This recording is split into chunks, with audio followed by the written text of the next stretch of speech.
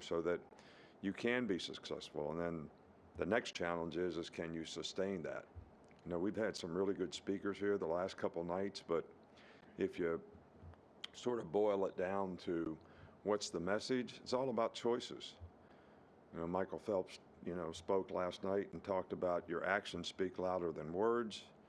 You have a short window to really accomplish things as an athlete because it's not something that you can do your entire life, at least as football players. So make a commitment to doing things that you need to do on and off the field that's going to help you be successful. But that's also been the message from everybody else. It just comes down to choices and decisions. So the kind of choices and decisions the individuals on our team make is going to make the team what it is. We have some good pieces. You know, it's kind of interesting to me that I see articles every day that you'll have decided already, what kind of team we're going to have, what the expectations are for the team. I think in some ways this creates a much more difficult challenge to have players, be hungry, try to prove what they can do together as a group. But it is a challenge that, we're willing to deal with, and, hopefully we've got the right kind of leadership on our team to be able to overcome some of that so that we can avoid complacency and stay focused on doing the right things, deal with success if we have success, be able to deal with frustrations if we have failures. And I think how we manage all those things will determine what kind of team we really have. You asked me about injuries the other day. Obviously, Cam Latu is the guy that you asked me about. He has a minor knee injury. He's going to be out a couple weeks. I don't know exactly how long that is. Happened about 10 days ago. So these things usually go day to day. We had Hastings came in with an injury. We fixed. He'll be back shortly probably. Elijah Pritchard tore his pec in the weight room a while back in the summer, so he'll be out for a little while or a little. Had a shoulder injury coming in. It was bothering him, and so we decided to fix it, so he'll be out for a little while as well. But Aaron Anderson has a little knee injury, but he'll probably be back in a few weeks as well. So those are kind of all the guys on our team that have issues. 4 of them are freshmen. So we're just kind of trying to get better each and every day and challenge guys to be the best that they can be on a consistent basis. Okay, with that, we'll start with John Zinger right here. Coach, this kind of goes along with your opening statement, but how well have Will and Bryce done it, kind of remaining hungry, remaining focused, and avoiding that complacency after the seasons they had? Will and Bryce are great. They do a good job every day in practice. They're very focused on what they want to do, what they want to accomplish. These guys are sort of driven individuals. That's why they've had the success that they've had to this point. But I haven't seen any indications at all that they're not continuing with that same drive to be the best that they can be. They continue to set good examples for other players on the team. They're not an issue. I think their leadership has been very, very helpful in helping other players actually continue to make good choices and decisions so they can be successful. Up front here with Chase. Could you assess the competition at the corner spots? Well, I think the good news is we have competition. I can't tell you that any guy on the depth chart has sort of separated himself in terms of who's the most consistent performers, who's going to give up the fewest plays, who's going to be the best tacklers. But we do have really good competition at all those positions. Kyrie Jackson, Eli Ricks battle it. Kool-Aid and Terrion Arnold battle it. Jaquez Robinson has shown a lot of improvement to be a contributor at, some position. I think Brian Branch could actually play corner if we needed him to. We do practice him some there. So I can't give you any, it's a horse race. Who's in the lead? Who's in second? Who's in third? That's why we have competition. Go on the left side with Michael. On that line, how has Eli Ricks progressed since he got here in the spring?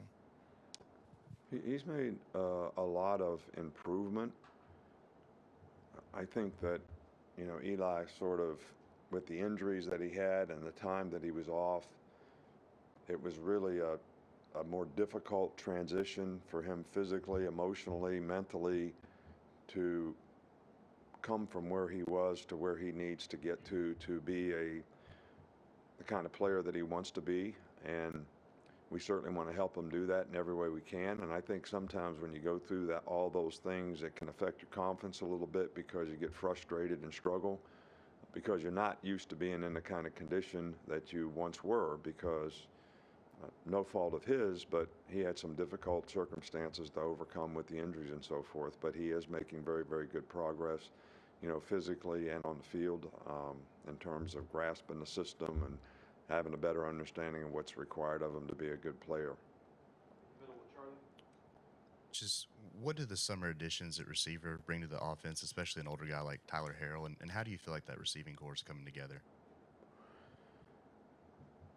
I think Jermaine Burton is the guy that has played with the most consistency out of the receiver group. Of course, he was here in the spring, so he's a little ahead of the other guys. Tyler has been sort of in and out a little bit to this point. He has been able to practice on a daily basis, but not 100%. I do think that he has shown that he has a lot of ability. We just need to get it channeled in the right direction so that we can use him in a way that's going to be most productive for him and for us. The freshmen, I think they've all showed some promise. Which ones are going to be able to sustain? That's always the most difficult thing for the younger guys on the team. They've never been through a college season. They've never been through a fall camp, probably as demanding as what a college fall camp is. So we'll see who can sort of sustain and continue to grow and develop. And I think there are some guys there that could make a contribution depth-wise as well. Given the depth at the running back position, do you kind of go into the fall with an idea of how you want to spread out carries, or do you kind of just let that play out? What's the thought process behind kind of how that plan works? Well, the plan works that the best players play. I mean, we don't have a plan to say, okay, this guy gets this many reps, this guy gets this many reps, this guy gets, if this guy's the best player, then we're going with the best player. Then the next best player is going to spell him and he'll get playing time. If somebody else can contribute in terms of a winning performance, then whether it's on special teams or whether it's in a limited role that we create for them, we're certainly going to try to do that. But it's good to have depth at that position. This is a position where we had significant injuries last year. So, but just let the guys compete. But you compete, and the guy that comes out the best is the guy that has the most opportunities, and that's just how we've always assessed, the positions on our team. Coach, you mentioned Michael Phelps coming in and speaking last night. How do you determine each fall who these guest speakers are going to be? Is it more connections you have? Is it connections on the staff? And then just how important are those speakers to kind of set the mindset each camp? It's all about messaging. You've heard me say this many times before. We're trying to help our players be more successful in life in terms of sort of the psychological disposition, the mindset that they can create for themselves in terms of the habits that they create that's going to contribute to them being successful in whatever they choose to do. And realizing what they do on the field and off the field are things that I think a lot of lessons can be learned from those things that can carry over in their life. So when we do evaluations of who's going to speak to the team, we actually do evaluate what is their message.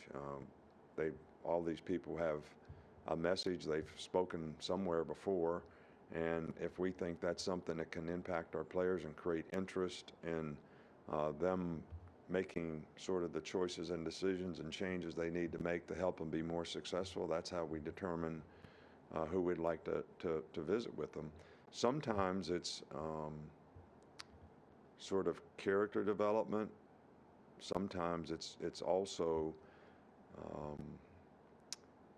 behavioral issues, which all come down to choices and decisions as well that can sidetrack your chances of being successful, in the future, because that's also very, very important. So understand the consequences of good and bad behavior, cause and effect. All those things are taken into consideration when we try to make an impact and influence on what will help these guys make better choices and decisions to have a better chance to be successful. So what have you seen from Jaheim Otis and his weight loss this offseason? Just how have the physical parameters of that defensive line position evolved over the last 15 years? I'm sorry, I didn't hear that. Otis, his weight loss, how he's gotten in shape, and then how the defensive line and the approach has changed over the last 15 years from the offense. Well, I think that I am pleased with several of our guys. We've almost eliminated a lot of weight issues, which come from a scientific approach, not me looking at a guy and saying he needs to lose 10 pounds, but a muscle mass, body fat correlation that helps a guy be most efficient. And I'm pleased with the way a lot of our big guys have sort of got that into balance. I think Miss Amy does a really good job of, helping guys. Again, it goes back to the kind of choices and decisions you make about, what you eat, when you eat it, how much you eat of certain things that can create the kind of increase of muscle mass, decrease of body fat that makes you a more efficient player. When I say efficient, I'm not talking about your ability to do something once. I'm talking about your ability to sustain it, for 40, 50 plays in a game at the same high level. So those guys have done a good job. I think it's contributing to them being better football players.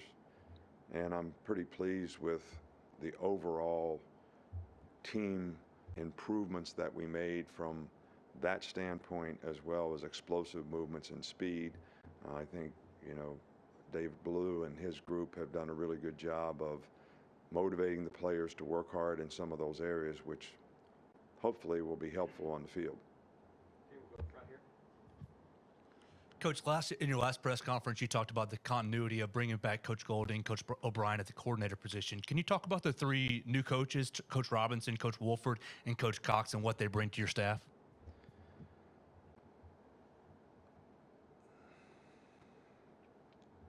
We actually have 4 new coaches, but I had to think about that for a minute.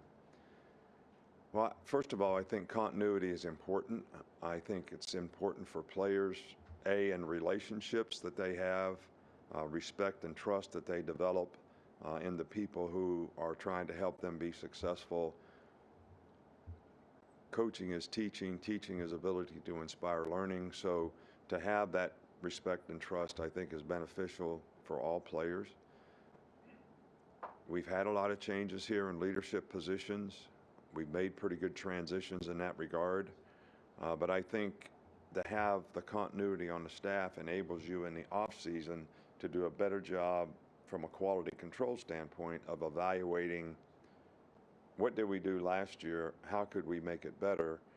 And I think that's really, really one of the most important things that we can help ourselves systematically with. So player relationships, systematic implementation of the system, how we could do it better from a year ago, all those things I think contribute in a positive way. All the new coaches that we have, Wolf is really a good offensive line coach. I think he's developed really good relationships with the players. I like the progress that we made in the offensive line. Coach Cox is probably one of the brightest young guys that we've seen for a while, so we're glad to have him on the staff. T-Rob has got a really good relationship with the players. They relate to him really well. He's done a good job of learning the system. Having Charles Kelly there in the secondary too has been beneficial. And I think Coleman has done a really, really good job with special teams. His energy and enthusiasm and getting the players to buy in to play special teams is one of the most important things that you do Plus, I think we've improved ourselves systematically. So I think all the additions on the staff have been a real plus for us. Finish up with mine. What's the biggest challenge integrating a transfer into a positional group that's already been established, that have already been teammates for a while, and getting that dynamic into the right place? I think that we've always, and I think our players have always done a good job of this, we've had so many new guys come into the program. Even back in the years, how many freshmen have we had contribute to the success of our team? I mean, we won a national championship in 2017. There were six freshmen on the field when we won the game in overtime. All three receivers. Leatherwood was playing left tackle. Najee Harris was playing tailback. Tua was playing quarterback. So we've always promoted for our current players to embrace new players. And I think our players want to win, and our players understand that when we bring players in and they help them in the transition, that it actually enhances our chances of being successful. And I think our players have done a really, really good job of that. So everybody wants to play. Competition, I think, is a good thing in terms of helping everybody get better, because it makes everybody better. Not only the guys you're competing against, but the guy at your position, but also what kind of guys do they have that you go against every day. That helps guys develop tremendously. So our players have a pretty good respect for that, and they've always sort of embraced, guys coming in to the program. So, and the guys that we brought in so far, they've done a really good job of buying into the principles and values of the organization. So it was easy for all of us to respect and trust them in terms of how they can contribute and what they could do.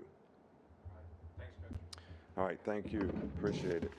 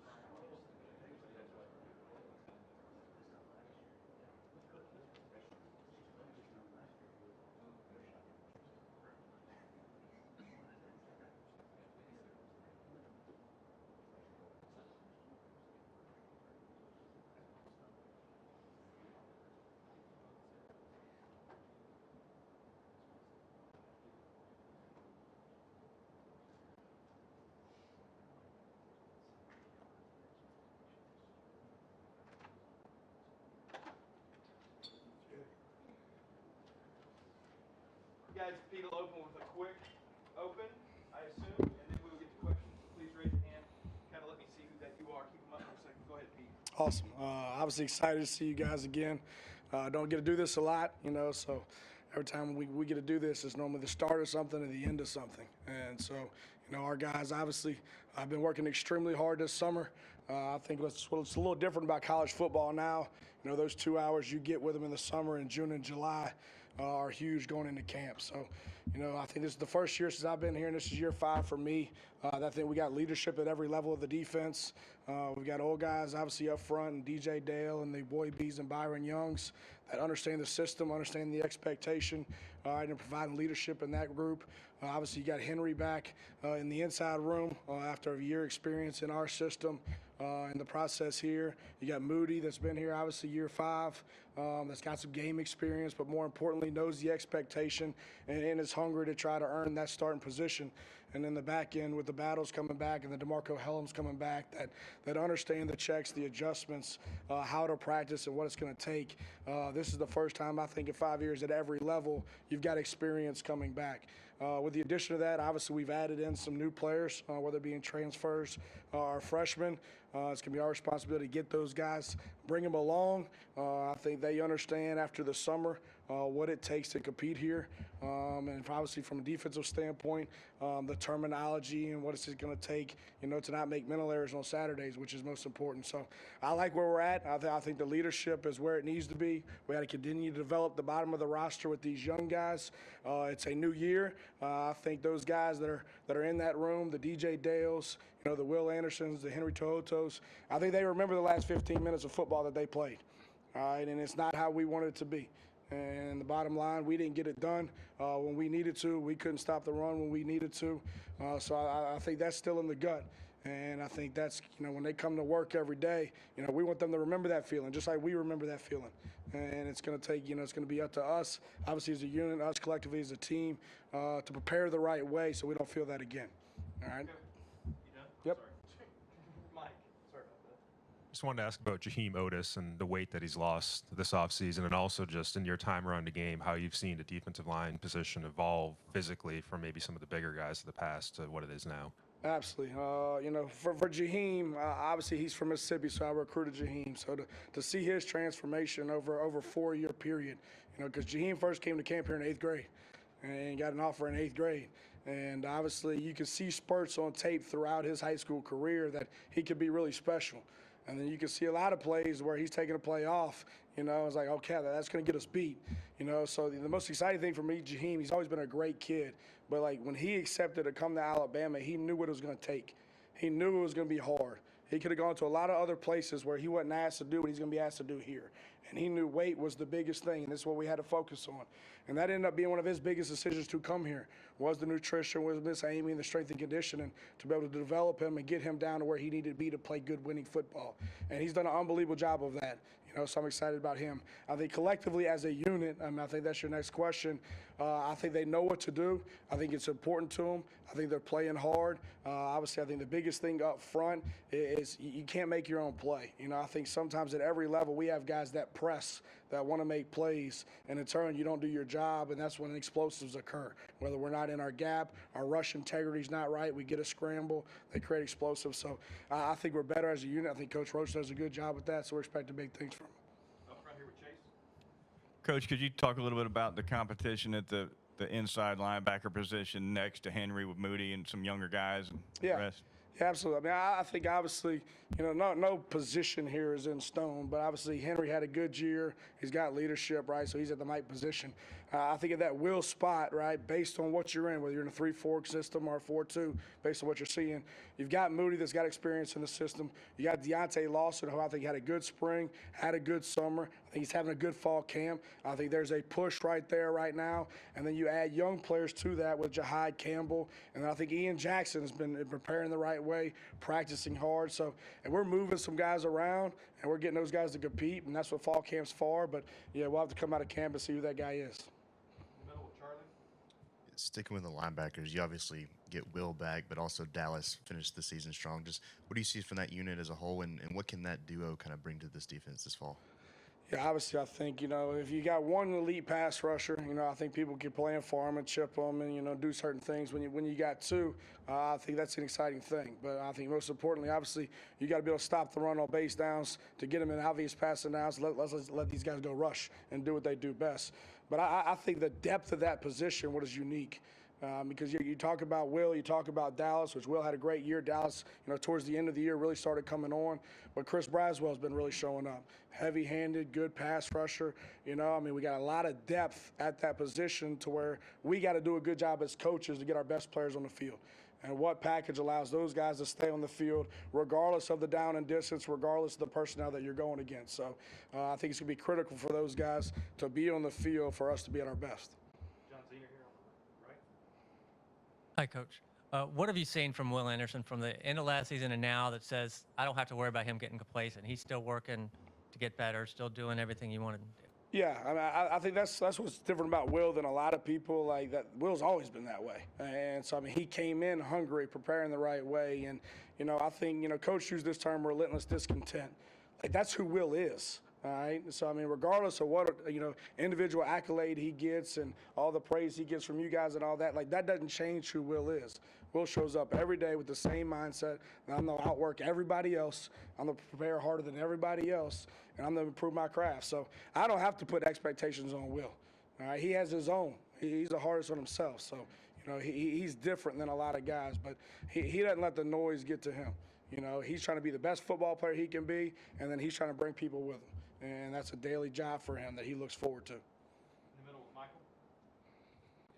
A transfer comes into a positional group that's established. How closely do you watch that dynamic of the team component when you have a guy who's coming in to challenge an already established group? Yeah, absolutely. So normally when you take a transfer, you're saying, hey, there's an immediate need at the position, right? Or you would normally go younger and have time to develop it, right? So there's already going to come in, and that room's going to think that, all right, he's coming to do what? He's coming to compete, right, for competition. But I also think you have to have the right people in the room already. I'm talking about from a character standpoint, right, that like to compete and want that. They want somebody else to bring out the best in them.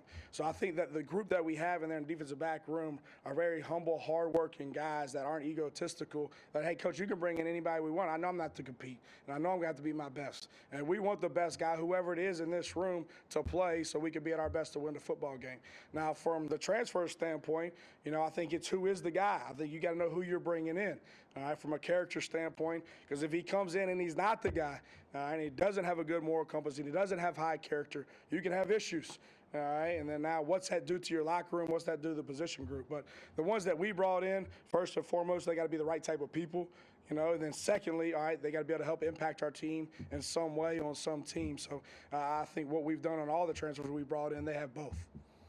Tony in the middle. Here, Coach. Yes, sir.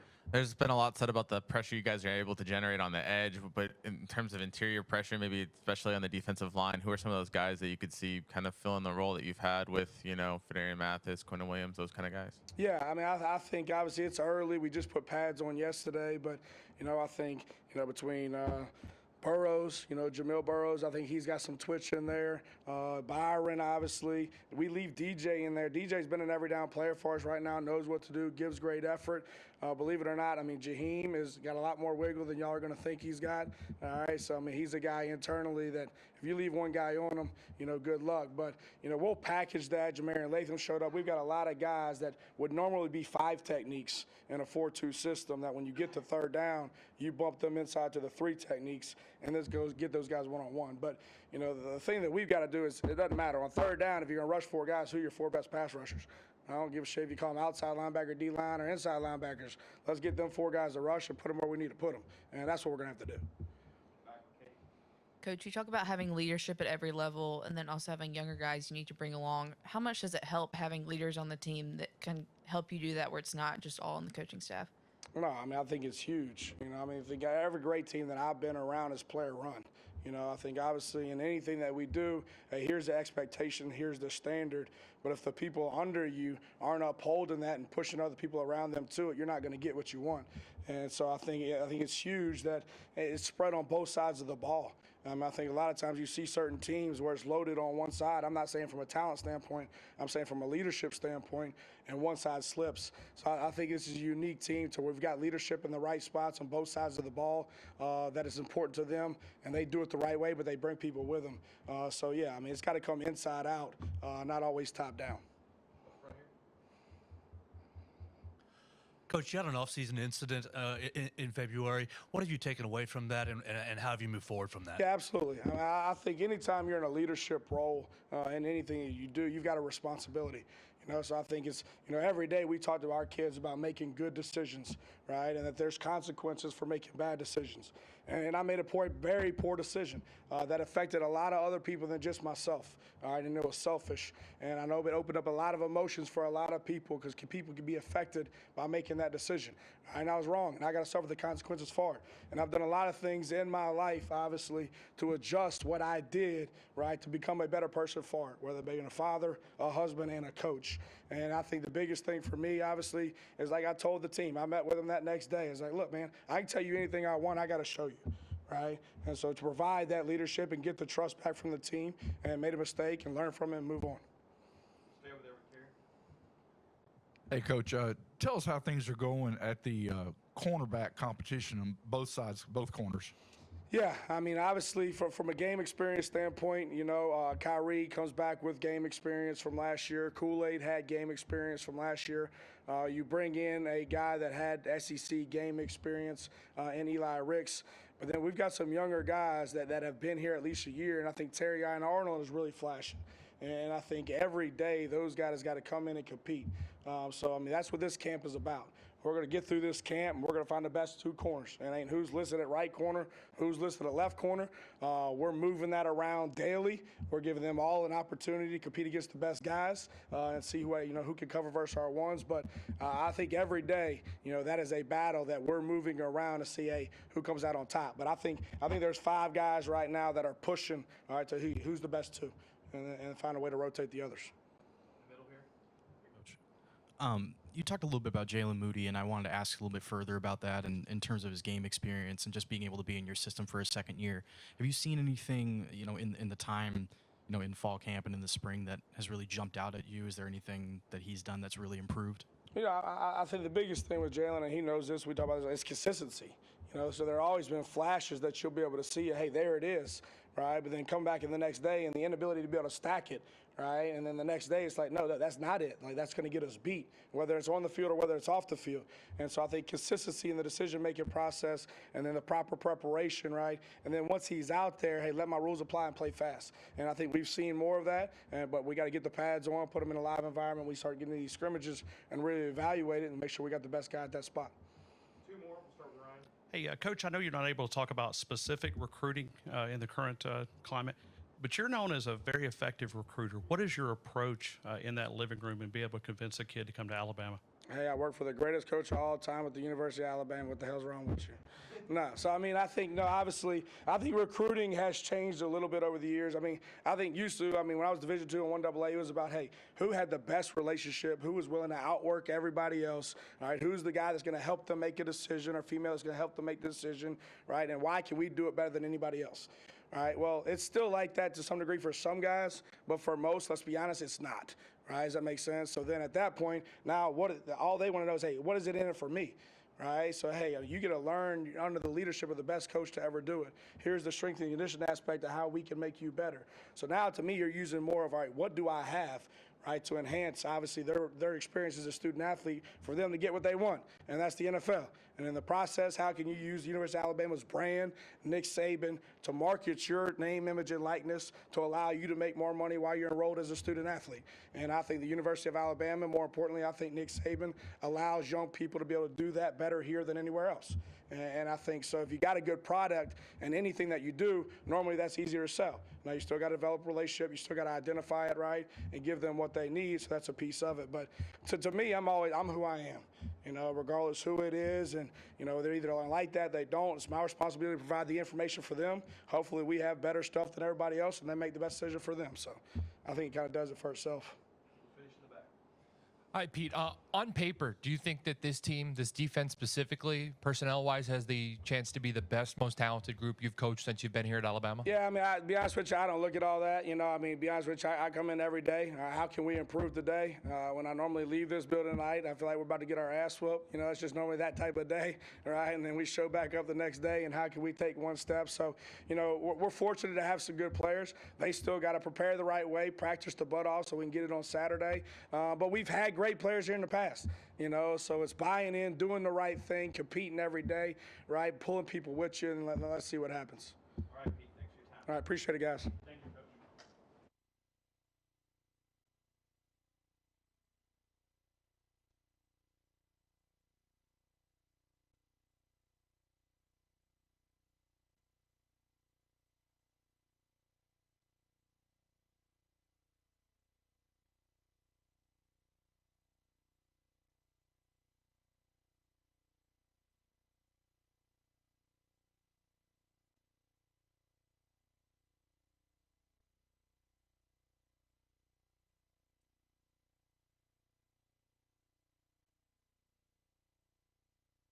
Open, and then we'll get to questions. Please raise your hand, and we'll get to you. Morning, everybody.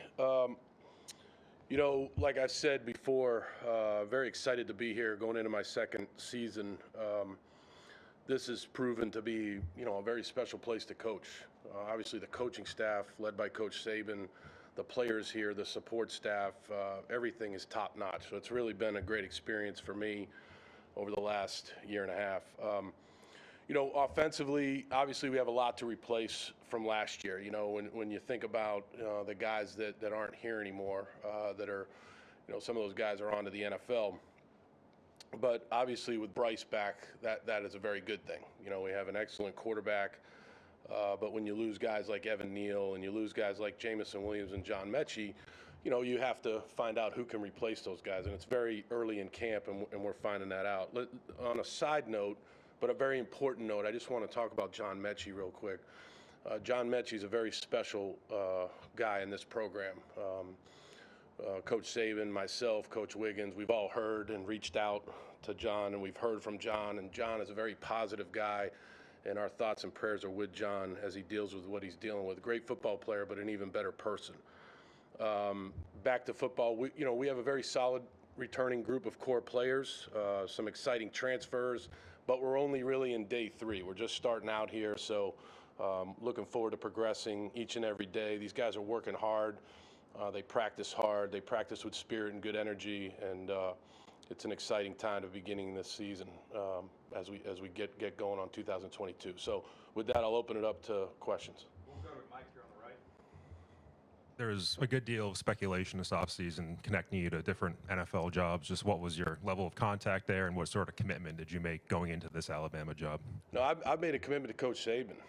You know, those things come up relative to what your role is in different programs, where you've been. You know, I've been doing this a long time, and I've had various roles in coaching. So obviously those things come up. But you know, I've made a commitment to Coach Saban. I love coaching here. The players, the coaching staff, has been, like I said in the opening statement here, it's been a really good experience. I've learned a lot. I'm very appreciative to Coach of giving me this opportunity. Okay, we'll go right here with John Senior. Kind of a two-parter. What is Bryce Young's work ethic and preparation like behind the scenes?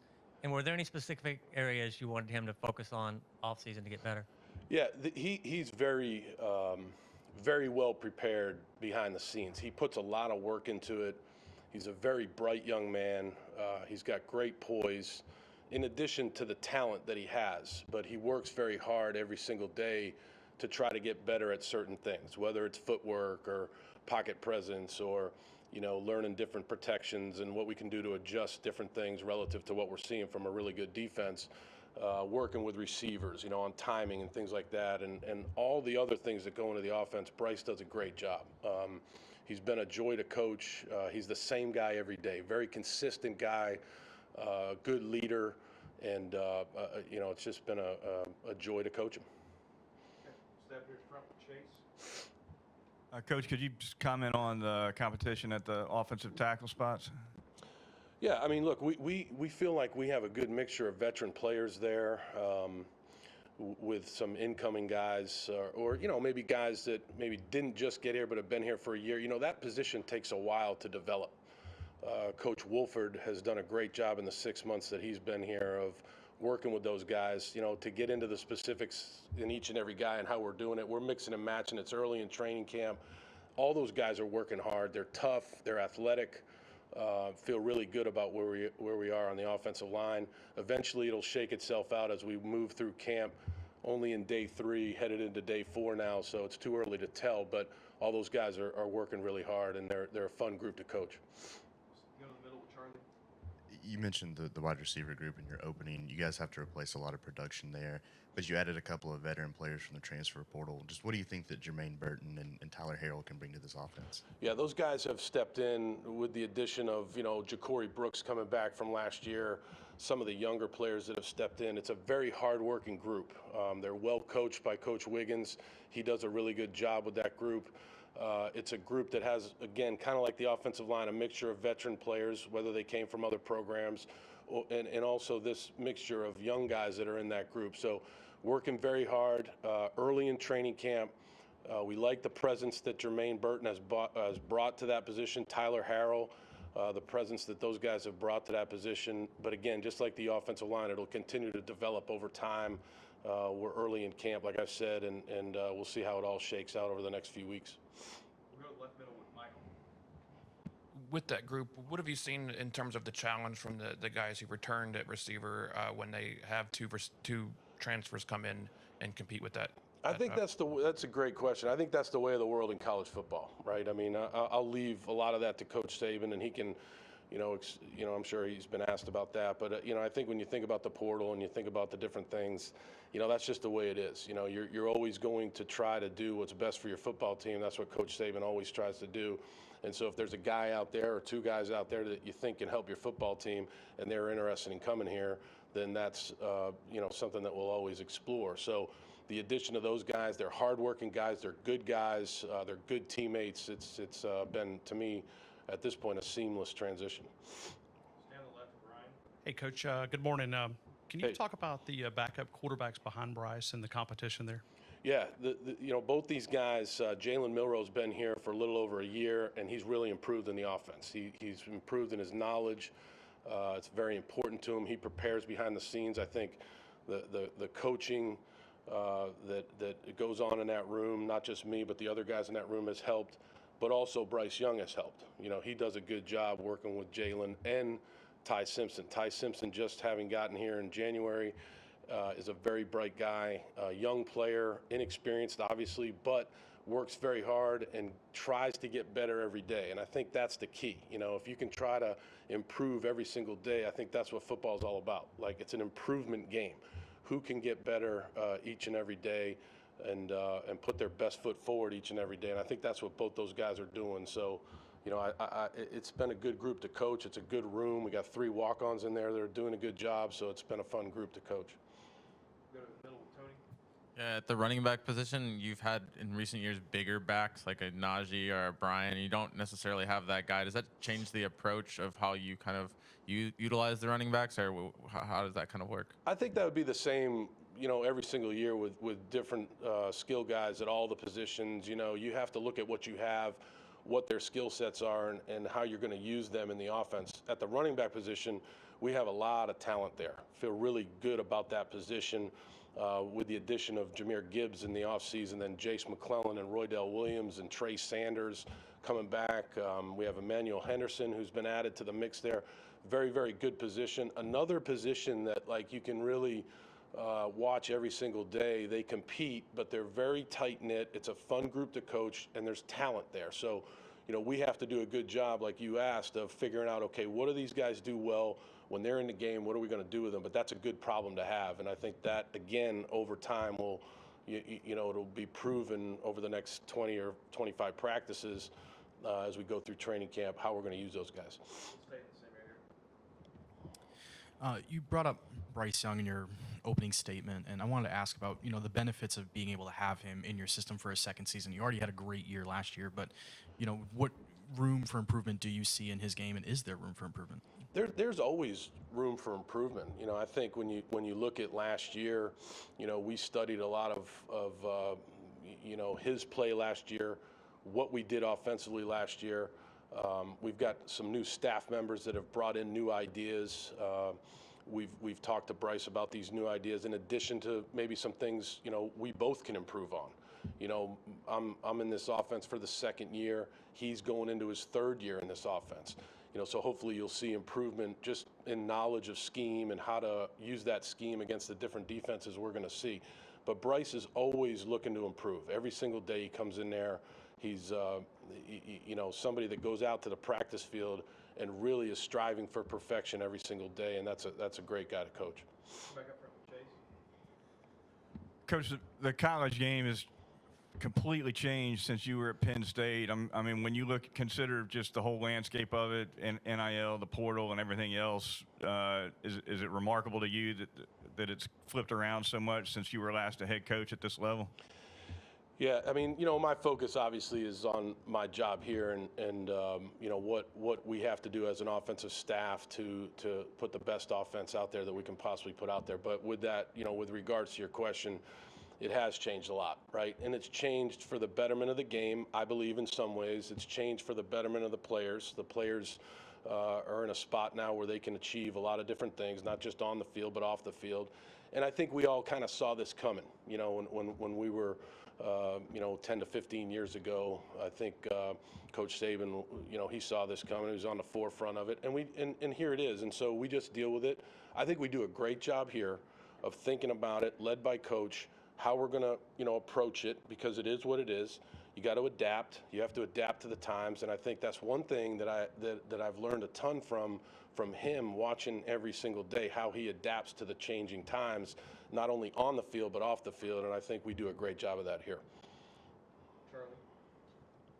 You talked about the depth at running back, but you guys added a guy in Jahmyr Gibbs. What does that versatility in a player like that add to this offense? Yeah, Jahmyr's, you know, again, having just arrived here in January, learning the system, he's a very bright guy. He's a very talented guy, in addition to the other guys that are there, right? So Jace and Roy, Trey Sanders, all of those guys played important roles last year. Jace and Roy before they got injured.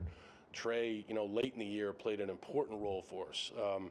So the mixture of all of those guys at that position is very, very good. We have to do a good job as a coaching staff. That's another coach, Coach Gillespie, that does a great job coaching that position, and we have to do a great job of making sure, you know, we're doing things that suit their skill sets, because they're all a little bit different. But that's, like I said before, that's really a good thing for our offense. Far left, Gary. Coach, I think we've asked you about every position, but tight end. But with Cam out, who are some of the guys you need to step up at that position right now? Yeah, you know, I'll start by saying Cam, you know, it's unfortunate what happened to him, but he's right. You know, this is a guy that's just a great guy. He's in the training room that day working to get back. He's been in there, it almost seems like, you know, 12 to 15 hours a day working hard to get back. So he'll be back at some point. I think Robbie Utes has really improved. Robbie Utes is somebody that's worked really hard to improve. And then Miles Kitselman, you know, the junior college transfer that's come in, he's a hard-working guy.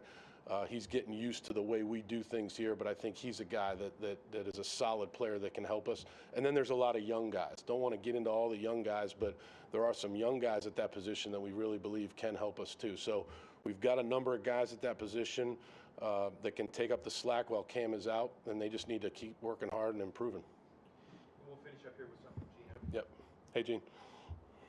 Question, a couple follows if you don't mind. Yeah. You had options post Houston Texans.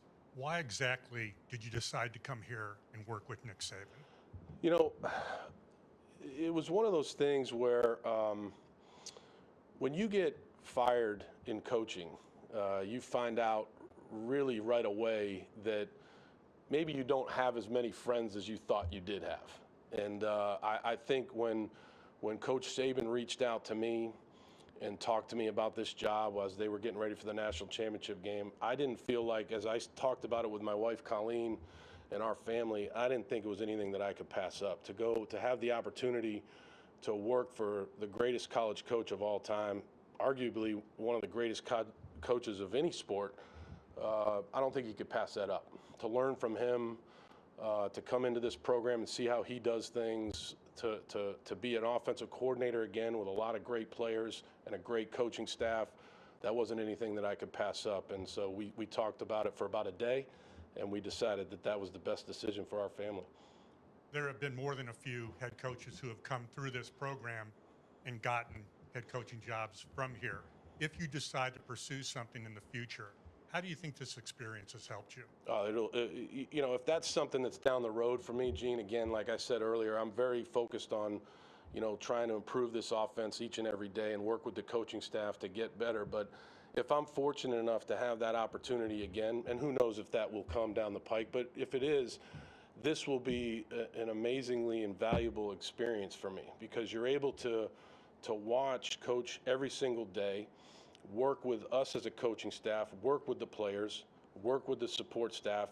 And, the process is something that he talks about a lot, and you learn about the different processes within the program. And I think that's something that has been invaluable to me, and it's something that I'll hold dear to me for the rest of my career, this experience here.